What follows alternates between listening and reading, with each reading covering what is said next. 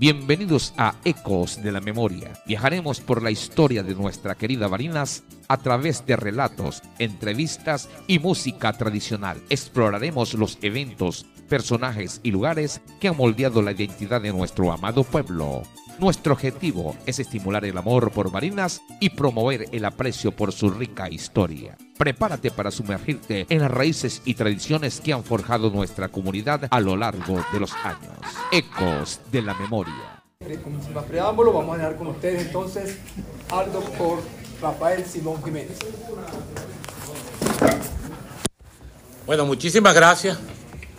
Yo cada vez que tengo el honor y el placer de usar esta tribuna, hago un expreso reconocimiento de verdad a quienes con mucho encono y con mucho sacrificio han sido gestores pues de esta resucitación cultural de este museo, porque de verdad que es un mérito muy grande de Mariano y de todos los que lo han acompañado en esta empresa, porque además nos da a los barineses un foro para reivindicar nuestras raíces, nuestra cultura, nuestra identidad, nuestra historia, y en cierta forma también es un efecto gregario sobre nosotros mismos, reencontrarnos, intercambiar criterios, indagar cosas. A mí, a pesar de que por supuesto el bachiller Simón Jiménez no me es extraño porque era mi abuelo paterno, pues el hecho de tener que indagar en algunos aspectos de él me ha llevado, digamos, a algunas investigaciones o a procurar algunas investigaciones sobre hechos y personajes barineses que no han sido, a mi juicio, debidamente, digamos, indagados o estudiados. Mi abuelo, que como todo el mundo sabe, se dedicó buena parte de su vida a la educación, había nacido en Barinas en 1880, un 29 de febrero. Él era nacido en año bisiesto. Dicen que los que nacen en año bisiesto cumplen cada 4 años, ¿no? Pero, en efecto, y fue, fíjense ustedes, ese es un capítulo bien interesante, porque Barinas vive durante todo el siglo XIX varios capítulos de destrucción que son como recurrentes. El primero, por supuesto, es la Guerra de Independencia, que tiene un epicentro muy importante en Barinas. Incluso hay un hecho histórico que lo resalta aquí y que yo lo voy a leer ahora. Este es un trabajo hecho por mi abuelo, Simón Jiménez, se llama Apuntes Históricos sobre Barinas, publicado la primera vez en el año 45, durante la gestión de gobierno de don Pancho Betancourt. Allí, este librito, que pareciera modesto desde el punto de vista de su tamaño y de su contenido, tiene algunas particularidades de la historia barinesa. Una, por cierto, es muy interesante y lo voy a leer ahora, la indagación, es la que tiene que ver con que el famoso decreto de guerra-muerte dictado por Bolívar en Trujillo en el año 13 tuvo que ver con las noticias que le habían llegado de Barinas del fusilamiento de ilustres barineses, digamos, por Antonio Tiscar, que era el jefe realista de la plaza de Barinas, actuando en nombre de Monteverde. Pero luego Barinas va a tener un segundo ciclo ya muy grave de destrucción, que va a ser la Guerra Federal, porque ahí sí es verdad que Barinas es prácticamente el gran epicentro, digamos, de toda la destrucción de una lucha absurda y fratricida, que además, como casi todas las cosas absurdas, y valga para las cosas que estamos viviendo ahora en Venezuela, lo lamentable y lo estéril de la lucha fratricida y de la guerra y de la contienda y de la confrontación es que siempre termina en un tratado de paz. Es decir, sobre un montón de muertos, un poco como el caso colombiano, 50 años echando de plomo para terminar un tratado de paz, y entonces vamos a la política de restauración y vamos a la política de región y atrás se queda 1 millón de muertos entre desplazados, muertos. Por eso, esa es lo que refleja la esterilidad de la violencia, como la violencia siempre es absolutamente improductiva, absolutamente infecunda y además destructiva. Entonces, ¿cómo empieza la guerra federal? Empieza en 1859 y va a terminar en 1823 con el Tratado de Coche. Y además un pacto de élite, donde para ponerle el colorario se reparten lo que quedaba de un empréstito inglés de 1 millón de libras esterlinas, se lo reparten entre Pedro José Rojas, que era el agente negociador de Páez, y Antonio Guzmán Blanco, que era el agente negociador del mariscal Falcón. Es decir, atrás queda el exterminio de una cuarta parte de la población de Venezuela, y sobre esas ruinas entonces 2 personas se juegan unos reales y aquí no ha pasado nada y se destruye. Entonces Barinas va a ser el epicentro también de esa segunda confrontación. Pero la tercera, y quizás la más relevante para el análisis de lo que fue la vida de mi abuelo, es la que tiene que ver con la Revolución Libertadora, que como ustedes saben es un proceso que tiene que ver con la llegada de Cipriano Castro al poder, con la confrontación de Cipriano Castro contra los grupos de poder, fundamentalmente los banqueros de Caracas, y una insurrección promovida por Manuel Antonio Matos, que era el hombre más rico de Venezuela, fundador del Banco Caracas y del Banco de Venezuela, y que además va a lograr financiamiento y avituallamiento de las más importantes trusts, como decía antes, que habían entonces en Venezuela: el ferrocarril, el cable francés, la New York Bermuda Company, que le habían expropiado del lado de Guanoco, y esa va a ser una guerra destructiva que va a tener 2 años de destrucción y que va a terminar también, eso no va a terminar con un acuerdo, va a terminar con la llamada batalla de la victoria. Pero me refiero a esto porque en el contexto de esa guerra es precisamente donde el colegio fundado por el español Luis Valdivieso y Revuelta va a cerrar sus puertas, y de allí la última promoción van solamente a egresar 2 personas, el bachiller Elías Cordero y mi abuelo Simón Jiménez. Es decir, y en Barinas, por cierto, yo recordaba esos cuentos echados por los viejos barineses de la batalla que hubo en Barinas con la Revolución Libertadora, el llamado Gato Barroeta, que era el jefe de las fuerzas insurgentes. Yo recuerdo haber oído a la mamá de doña Lola de Heredia, ahí en la casa de los Encinosos, contar cómo allí incluso gente que se murió en el patio y que la enterraron ahí en el patio con las vísceras al aire. Fue una cosa bien desgarradora. Pero eso va a ser, vamos a decirlo así, como la guinda del pastel de todas las destrucciones que va a tener que sufrir Barinas durante todo este proceso desgarrador. En esta casa. En esta casa también, sí, lo que te digo, que fue una batalla muy fuerte, que ha sido absolutamente, o sea, por lo menos se le ha pasado por encima en el análisis de la historia barinesa, ¿no? Entonces, ese colegio, que era un colegio que venía desde mediados del siglo XIX, va a cerrar sus puertas y de allí van a egresar pues el bachiller Elías Cordero y mi abuelo, que se va a dedicar desde el año 1902, prácticamente desde que obtiene el título de bachiller, hasta 1923, cuando se va a Caracas, bueno, a fundar el colegio Juan Germán Rocio, donde se va a educar casi durante 20 años todos los jóvenes de ese tiempo histórico.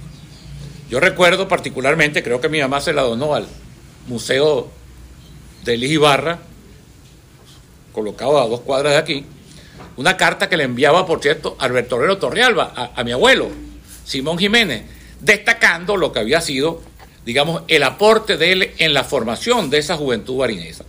Porque la educación, además, en ese tiempo histórico, es una cosa bien interesante, ¿no? Porque mi abuelo no solamente era que daba las cátedras formales, sino además le daba gimnasia, los enseñaba a nadar en el río Santo Domingo. Es decir, era una idea de preceptor, de institución, de pater familia, pues de protector integral. Mi abuelo, paralelamente con esto, porque mi abuelo casa con mi abuela María Antonia Montero Tovar, que era a su vez hermana de la esposa del general Isilio Febre Cordero, pues todopoderoso, digamos, jefe civil, militar, gobernador de la provincia de Barinas, y eso le va a permitir a mi abuelo pues desempeñar prácticamente todos los cargos públicos que había en ese momento en Barinas, sin dejar nunca la cátedra, porque eso era otra cosa.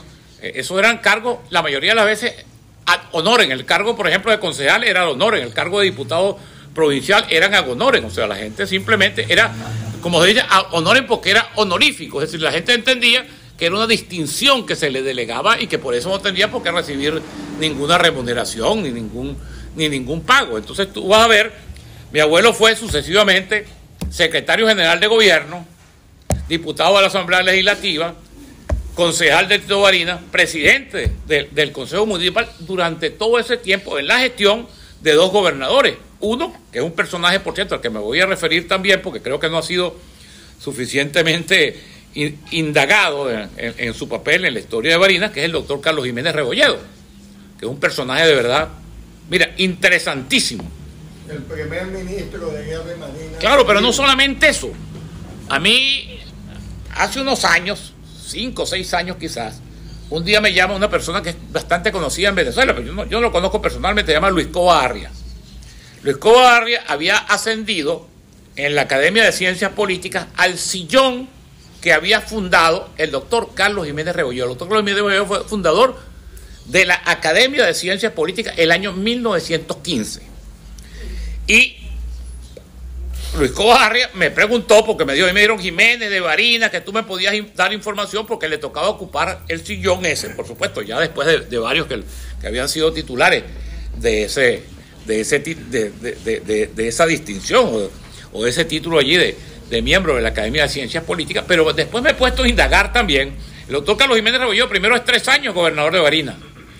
Se llamaba, por cierto, Carlos Simón Jiménez Rebolledo. Y luego, bueno, es 14 años, nada más y nada menos, que ministro de Guerra y Marina de Juan Vicente Gómez. El primer civil, porque era civil, pero era peleador también. Había participado en las guerras que en el Táchira había promovido Cipriano Castro, muchos años antes de llegar Cipriano Castro al poder, para protestar la presencia de los llamados Araujo, el león de la cordillera, en quien el presidente Guzmán había delegado, digamos, el control de todos los Andes. Entonces, fíjense ustedes la importancia de este personaje. En 1923, mi abuelo va a enfermar de lo que ahora pudiera llamarse angina de pecho o infarto. Y lo va a ver, eso sí me lo contaba mi papá, y dignamente. El médico tratante va a ser mi otro abuelo, el doctor Manuel Heredia Alas, quien durante 3 días, mi abuelo Heredia Alas era un médico transhumante que andaba por todas las poblaciones de Barinas. Y entonces cuando alguien se enfermaba, que fuera amigo de él, búsquenme al doctor Heredia donde está. Entonces salió una gente a Sabaneta o a Libertad o a Dolores, y de allá para acá vino el doctor Heredia, que era amigo de mi abuelo. Es más, hace mucho tiempo, Jesús Garrido Pérez fue invitado como orador de orden en el grupo escolar Simón Jiménez a hablar sobre mi abuelo. Yo recuerdo, en esa época estaba viva mi mamá, eso era unos 20 años, quizás más. Él fue, habló con mi mamá e hizo una investigación importante. Entonces contaban, porque mi abuelo Simón Jiménez y mi abuelo Manuel Heredia eran muy amigos. Y a veces mi abuelo Manuel Heredia venía pasando por la escuela Rocio, y se asomaba a la ventana donde estaba mi otro abuelo Simón Jiménez dando la cátedra.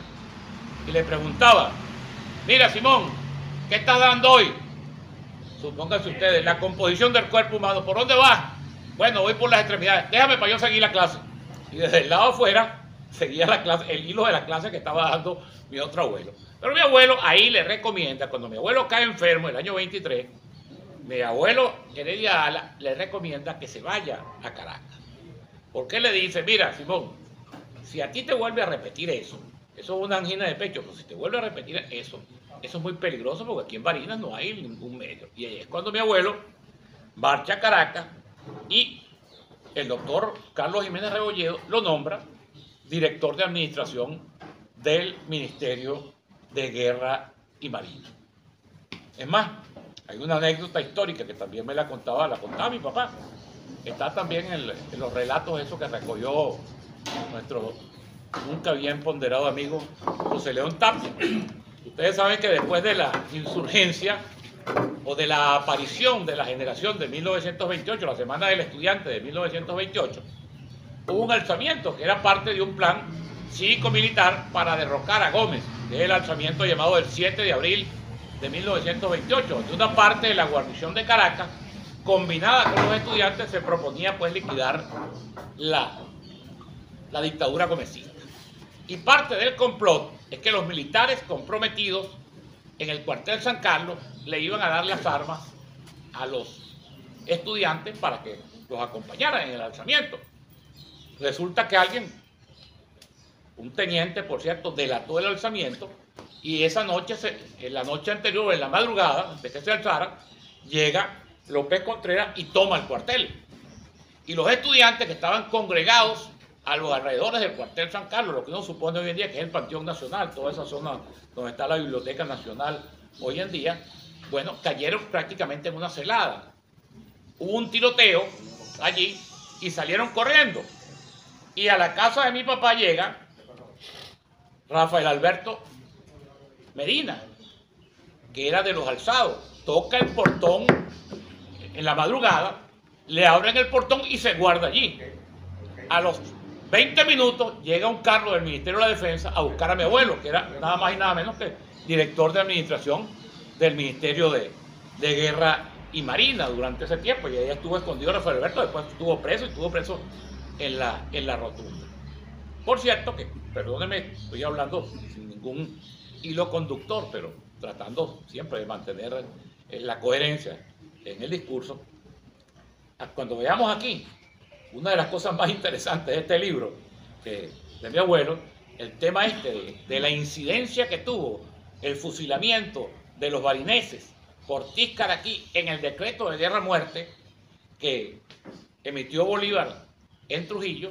Vamos a ver, como él relata aquí, que él había creado esa hipótesis, pero que es precisamente Rafael Alberto Medina quien un día le dice: mire, eso que usted escribió está en las memorias de Bolívar. Y lo lleva a la casa de él, pela por las memorias de Bolívar y le dice: aquí está puesto esto. Fíjense ustedes, eso es un dato bien interesante que yo voy a aprovechar para leerlo, ¿no? Porque son de estas cosas, te repito, que a veces perdidas de la historia bainesa. Fíjate tú lo que dice esta nota que pone mi abuelo aquí sobre el comentario que él mismo ha hecho, estableciendo la hipótesis en ese momento de que el decreto de guerra-muerte podía haber sido consecuencia de los atropellos y de los fusilamientos que había provocado aquí Tíscar. No solamente en la muerte, porque lo más relevante fue lo de la muerte del Diablo Briceño, pero mi abuelo dice incluso que fue mucho más, que influyó mucho más en el ánimo de Bolívar el fusilamiento de un héroe barinés que se llamó Juan José Briceño Angulo. Parece que tenía una relación de amistad con Bolívar y eso conmovió a Bolívar. Pero fíjense ustedes lo que dice, que esta es una nota explicativa que él pone. Cuando hace algunos años dejamos escrito lo que hasta aquí se ha leído con motivo del fusilamiento de don Juan José Briceño Angulo y otros patriotas en la ciudad de Barinas, estábamos muy lejos de pensar que nos sería dado comprobar nuestras presunciones al relacionar dicho suceso con la publicación de la proclama de guerra-muerte. He aquí como ocurrió para nosotros tan feliz circunstancia. Hace pocos días encontramos en la calle a nuestro muy querido, el doctor Rafael Medina Febres, quien, conocedor de nuestro trabajo, nos invitó a pasar a su casa con el fin de mostrarnos un párrafo que había hallado en el segundo tomo de las obras completas de Bolívar. El expresado párrafo esclarece efectivamente el asunto sin lugar a dudas y prueba lo bien fundado que estábamos al considerar el referido fusilamiento como causa determinante de la famosa proclama. Esta la segunda vez que nuestro culto amigo, el doctor Medina Febres, nos presta su muy valiosa colaboración en relación con estos apuntes, lo cual no sabemos cómo agradecerlo. Entonces, dice aquí, copiamos aquí el párrafo aludido, lo que está en las memorias de Bolívar. Dice, entre comillas, hasta entonces fue nuestro ánimo, dice Bolívar, y también nuestra conducta hacer la guerra como se hace entre naciones cultas. Pero instruidos de que el enemigo quitaba la vida a los prisioneros sin otro delito que ser defensores de la libertad y darles el epíteto de insurgente, confirmada esta verdad con los que don Antonio Tíscar, comandante de las tropas de Monteverde en Barinas, pasó por las armas sentenciado por un consejo compuesto de jueces que no tenían jurisdicción, que no observaron las formalidades más esenciales requeridas por la naturaleza y por todos los códigos del mundo civilizado y bárbaro, y cuya sentencia se mandó a ejecutar y ejecutó por quienes carecía de autoridad, resolvimos llevar la guerra a muerte, perdonando solamente a los americanos, pues de otro modo era insuperable la ventaja de nuestros enemigos, que a pretexto de titularnos insurgentes, mataba a nuestros prisioneros cuando nosotros los tratábamos con la decencia propia de nuestro carácter y con todas las consideraciones de la debida humanidad. Fíjate tú lo interesante de esto, que empezó como una hipótesis y como una conjetura y terminó probado por la propia afirmación de Bolívar. Pero bueno, siguiendo el hilo conductor, entonces mi abuelo marcha a Caracas, allí se desempeña durante toda la estadía de Jiménez Rebollero, el doctor Jiménez Rebollero. Algunos le decían doctor y general, pero era fundamentalmente doctor. Por cierto, también como observación, fue prolífico en la producción de obras de derecho. Es increíble, yo me he chocado con el personaje a propósito de estas cosas, pero la verdad que es un personaje por el que vale la pena indagar, digamos, por la significación que tuvo en la vida y en la historia de la Barinas de ese tiempo. En 1936, luego de la muerte de Gómez, se conjeturó que López Contreras, mi abuelo por supuesto, tantos años en el Ministerio de Guerra y Marina, se había hecho amigo de todos los oficiales. Yo lo conocía, a Medina lo conocía desde teniente, a López Contreras lo conocía de toda la vida. Dicen que López Contreras incluso, cuando muere Gómez, tuvo la intención de nombrar a mi abuelo gobernador de Barinas. Pero hubo una gran presión, dice que de sectores vinculados a Trujillo, para que se nombrara el general Camilo Betancourt, que llegó a Barinas como gobernador, pero en Barinas se formó un gran lío. Es decir, hubo una huelga general por una Junta Patriótica, que por cierto, mi papá era el presidente de la Junta Patriótica conformada del año 36 a la muerte de Gómez, y enseguida tienen que relevar a Camilo Betancourt y nombrar al general Jordán Falcón, que no solamente era barinés, sino que más allá de su filiación gomecista, pues sin duda alguna que fue un gobernador progresista para su tiempo histórico. Dejó nada más y nada menos que el testimonio de la reconstrucción del Palacio del Marqués y del Hospital Racetti de Barinas con exiguos recursos del Tesoro Público. Lo que se demuestra, por cierto, en este tiempo de depredación y de corrupción indiscriminada, que el dinero, cuando es poco pero se administra bien, puede ser absolutamente fecundo en realizaciones y en obras de bienestar. Pero entonces a mi abuelo lo nombran en la renovación. Ustedes saben que el Congreso gomecista, hubo una discusión después de la muerte de Gómez, hubo una discusión seria sobre si el Congreso gomecista debía continuar o no debía continuar. Hubo lo que se llamaron los rupturistas, que era la mayoría, sobre todo los jóvenes que habían salido de la cárcel, que habían regresado del exilio y que se habían agrupado en las primeras, digamos, expresiones políticas que hubo, en Ardi, en Orbe, en el PRP, en todo aquello que luego se agrupó en una cosa que se llamó el Bloque de Abril, que era todo el bloque progresista y que era partidario de disolver el Congreso. Ahí hubo un famoso cruce, porque Betancourt, mucho más pragmático, como siempre lo fue, y mucho más visionario desde el punto de vista del realismo político, Betancourt tiró la consigna de que había que aceptar la reunión del Congreso Gomecista con el pañuelo en la nariz. Es decir, que la mejor manera de preservar la transición democrática no era con ruptura. Fíjense usted que esos temas siempre se plantean cada vez que hay un proceso de transición o la amenaza de un proceso de transición, siempre salen entre los pragmáticos, los visionarios, los radicales. Ese es un debate que siempre está, no en Venezuela, yo creo que en la historia de la humanidad siempre ha estado presente. Pero fíjense ustedes, hay dos frases, cada una de las cuales expresa un pensamiento. Jovito, que es el hombre del momento, porque Jovito viene de ser el héroe de la semana.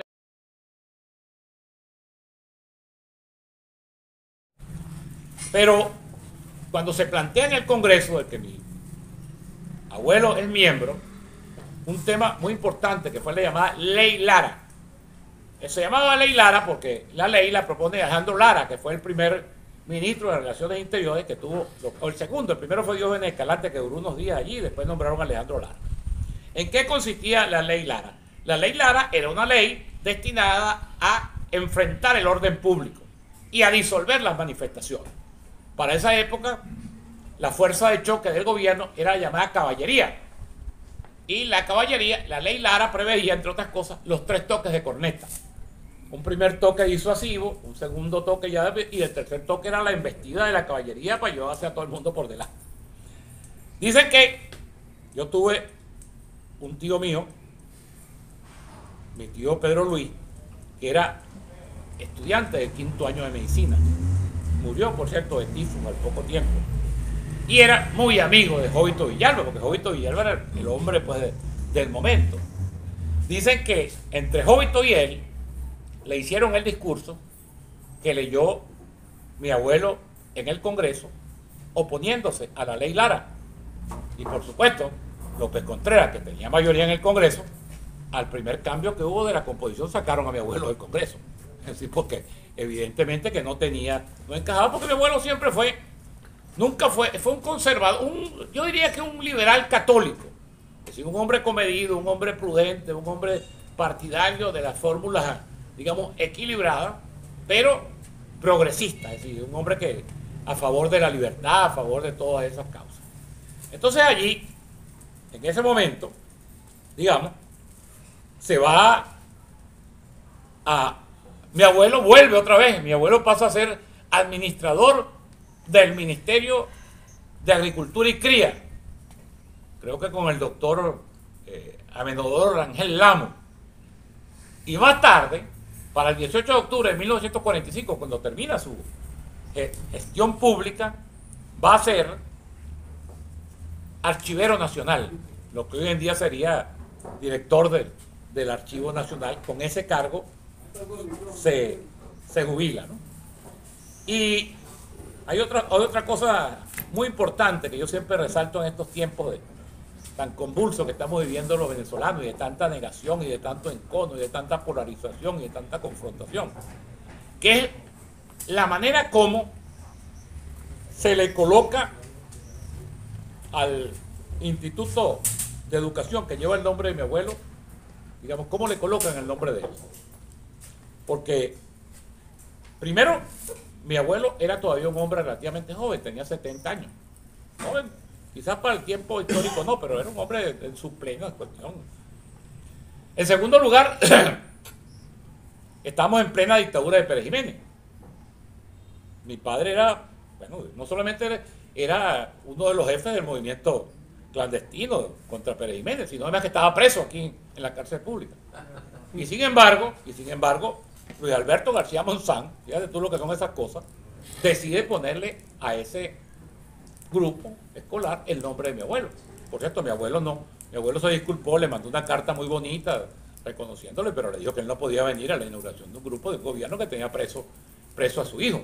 Pero fíjense ustedes, en el fondo, la grandeza y cómo se diferenciaba una cosa de la otra, ¿no? Como lo que hacía García Monzón, como lo hizo toda esa generación, como se desprende, te repito, de una carta que mi mamá regaló al museo cercano aquí, como Alberto Obrero Torrealba reconocía, porque prácticamente mi abuelo fue el único educador que existió en las Barinas de todo ese larguísimo tiempo. Son casi 21 años dedicados a la educación en un estado que estaba, por supuesto, en el mayor abandono. Y lo más peculiar, por cierto, es que con eso hay una anécdota histórica, porque ustedes saben que había prácticamente la prohibición de ponerle nombres a instituciones antes que la gente se muriera, porque antes que la gente se muera siempre hay la posibilidad de que pueda cometer algún error, de que pueda hacer una cosa. Y lo digo no solamente por mi abuelo, sino que hay una anécdota chistosa, que fue lo que hicieron con el velódromo Teo Capriles en Caracas, ¿no? Que a Teo Capriles van a decirle que Pérez Jiménez le va a poner al velódromo el nombre de él. Y Teo Capriles mismo le dice, no vale, yo creo que eso es un error, no le deben poner el nombre de gente viva, hay que esperar que la gente se muera, porque no se sabe lo que puede pasar. Y entonces le llevaron la respuesta a Pérez Jiménez. No, mire, general, nosotros hablamos con él, pero él dice que es preferible que espere que se muera. O sea, que bueno, si se espera que muera hay que fusilarlo entonces ahorita de una vez, porque ya eso está decidido. Ya eso está decidido que ese es el nombre que eso va a llevar. Entonces, bueno, chicos, y el otro aporte, este libro también, este librito pues tiene su propia historia, ¿no? Que mi abuelo la narra allí, ¿no? Que fue, por cierto, también, él dice que fue Rafael Alberto Medina el que convenció, el que habló con don Pacho Betancourt para la primera edición. Esta es una segunda edición que se hace en 1983. Yo le comentaba anoche a Arnoldo Mateus Tosta, que es mi amigo, que hay una cosa en este libro. Primero, cómo Arnoldo Mateus Camacho, gobernador del Estado de en 1983, escribe en el gráfico periódico de Copey en 1950 un artículo sobre este libro. Arnoldo Mateus entonces debe haber sido un muchacho, me imagino yo, por la edad, ¿no? Donde habla del contenido y del libro y lo elogia. Pero luego, en 1983, a propósito de los 200 años del nacimiento del Libertador, en esas efemérides, y por cierto, por una iniciativa también importante de otro gran amigo y gran barinés, que fue José Esteban Ruiz Guevara, se hace esta reimpresión del trabajo histórico de mi abuelo, que tiene mucha importancia para Barinas. Entre otras cosas, aquí otra de las cosas importantes aquí de este libro es que hace un enunciado incluso alfabético de la nómina de los próceres barineses. Yo nunca había visto, porque además desde tenientes, de sargentos hasta, bueno, por apellido, son, yo diría que decenas de héroes barineses, muchos de los cuales nosotros ni siquiera tenemos, porque nosotros conocemos los más destacados, los de mayor significación, pero no... Los que ganaron. No, los que tienen relevancia desde el punto de vista de los títulos militares o de la significación. Entonces, bueno, yo creo que yo he tratado de resumir a zancada lo que fue la trayectoria. Recuerdo también, rector, que en el rectorado del UNY había un busto de mi abuelo también. Y del bachiller Elías Cordero. Y del bachiller Elías Cordero también allá. Yo coloqué Sí. en el descanso del rectorado de la escalera, Ajá, en el primero a Elías Cordero y en el segundo a Simón. ajá, lo recuerdo perfectamente, por eso lo traigo a colación. Por cierto, Mariano me consultaba sobre el parentesco de mi papá con Chico Jiménez, ¿no? Con Jiménez Garrido, con eso también, ¿no? Eso lo que me recuerda a mí eso, chico, es un contrapunteo. Yo me imagino cómo sería la vagancia, digo yo, en el buen sentido de la palabra, en la Barinas de ese tiempo. Imagínate toda Barinas desolada, de la misma gente, sin nada que hacer. Y el sitio era el Mortero, pues la esquina de Pico Tapia era el centro de toda aquella cuestión.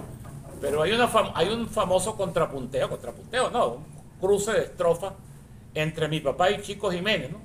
Que dice Chico Jiménez: yo soy el Chico Jiménez, el hijo de la Morena, la señora que prepara el agua de hierbabuena. Entonces le dice mi papá, ¿no? La gente siempre cita el párrafo final, pero era más largo. Mi papá le dice: uno se murió de tifus, que era Pedro Luis, el hermano de él, y el otro fue apuñaleado, Cristóbal Jiménez. De los dos hijos que quedan, aquí me tienen parado. Yo soy el Rafael Octavio, el hijo de don Simón. Por donde quiera que paso queda la ponderación. Bueno, yo creo que he hecho una síntesis, pues, de lo que yo considero que fue el aporte y por supuesto destacar también en mi abuelo algo demasiado importante, que fue su absoluta, bueno, yo creo que ese era el signo de la Venezuela de ese tiempo: la honestidad, la austeridad, la transparencia. Esa gente no era capaz, chico, ni siquiera le pasaba por la cabeza cogerse algo que... Yo creo, mi interpretación sobre esto, y perdónenme, esto sí es una digresión, es que de verdad el petróleo, digamos, trastocó la vida pública y privada venezolana. El petróleo cambió, y eso lo ve uno, digamos, en estas generaciones, cuando tú te vienes abuelo, padre, uno, hijo. Es decir, evidentemente que hay un relajamiento, porque hay un relajamiento en los valores colectivos, en la propia valoración que la gente tiene frente al tema de la honestidad, frente al tema del consumismo, frente al tema del hedonismo. Así un conjunto de antivalores que se fueron clavando en la sociedad venezolana y en la sociedad mundial, porque el consumismo es una cuestión mundial y que van evidentemente relajando los valores. Pero en ese tiempo, además, chicos, operaba una cosa que era quizás mortal, que era la censura colectiva. Si una persona decía que era ladrón, esa persona no le volvía a hablar a nadie, ni a tratar a nadie, ni invitar a nadie a su casa. Es decir, tenía el estigma, pues, la censura social. Ahora es al revés, ¿no? Por eso yo recuerdo que siempre mi papá también traía a colación aquella famosa, que no me acuerdo si es de Perejonal, de alguien, eso es muy común, pero aquello de que en época de bárbaras naciones de las cruces colgaban los ladrones, y ahora en la época de las luces del pecho de los ladrones cuelgan las cruces, ¿no? Pero es verdad, ¿no? Hay también colectivamente una cierta aceptación de que lo importante es lo que se tenga, no importa cómo se haya obtenido, ¿no? Pero esa generación de nuestros abuelos, era una cosa donde a nadie se le podía pasar por aquí por la cabeza cogerse un centavo. Y la pobreza era una pobreza llevada con orgullo y con dignidad. Bueno, muchas gracias.